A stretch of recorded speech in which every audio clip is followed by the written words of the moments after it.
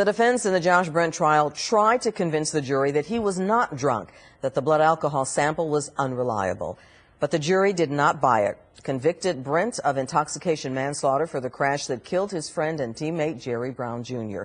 Immediately after that verdict, Dallas County deputies handcuffed Brent and led him out of the courtroom. One of his attorneys subtly tried to block our camera from capturing the image of Josh Brent in handcuffs. Fox 4's Sean Rabb has been covering this trial from the very beginning. Sean. And all of the emotions over the last 9+ days, Clarice, came to a head in that courtroom a little before 4 o'clock this afternoon. Let me try to set the scene for you. Josh Brent came in after the jury light came on. He sat at the defense table by himself. His family filed in behind him. All the gallery filled, and there was a nervous energy in the air. People were quiet. Suddenly the jurors came in. I looked at those jurors. You could see their eyes were wet. Some of them had red faces, and many were sniffling. It was clear they had wept, if not outright cried, over this decision they had to make about Josh Brent. Some looked at the floor. Others looked glumly at Mr. Brent. And let me take you into the courtroom. At that point, Josh Brent stood up at the judge's order, and then the judge read the jury verdict. He said, "Joshua A. Price Brent, you have been found guilty of intoxication manslaughter." The judge then looked at the jury and said, "So say you one, so say you all." They agreed it was their unanimous decision.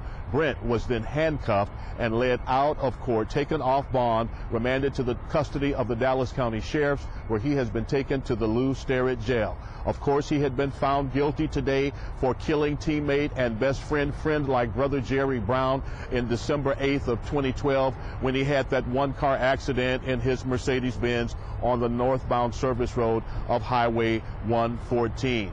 Police said he was .189. Toxicologists testified 17 completely absorbed drinks in his body. The defense tried to fight that in testimony over the last several days. It did not work. Club Privé, where prosecutor Heath Harris said he was turning up bottles, was critical to what I believe the jury ultimately decided about Josh Brent today. Now, we spoke to an attorney, Cynthia Barbary, not involved in this case, about what happens next in the punishment phase.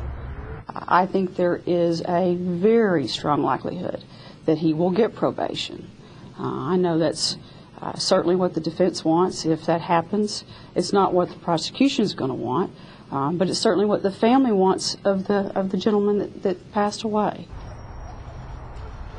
Now, Josh Brent's family left court today without speaking to the media. They had traveled here only for closing arguments, had not been here before today. That family includes Jerry Brown's mother. She is expected to ask this jury for mercy for Josh Brent in the punishment phase, which begins tomorrow morning at 9 a.m. Back out here live outside the Frank Crowley Courthouse. We could not speak with the attorneys involved in the case today because there is still a gag order in place, Clarice, until after the punishment phase, which again starts tomorrow morning with testimony at 9 a.m.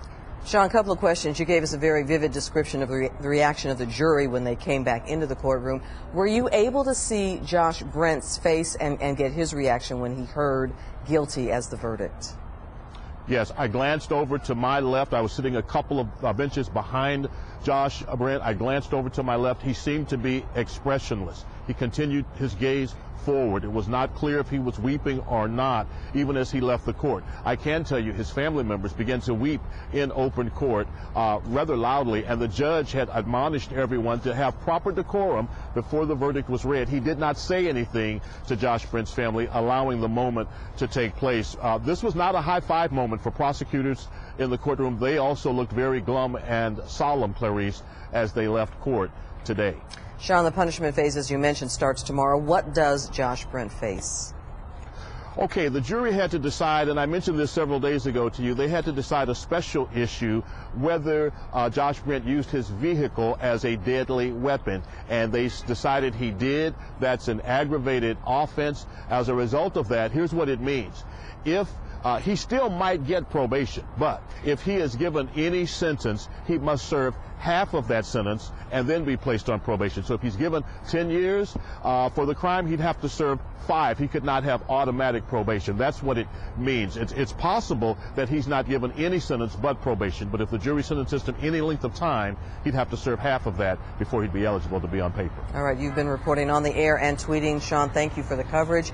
You'll be back in the courtroom tomorrow. Sean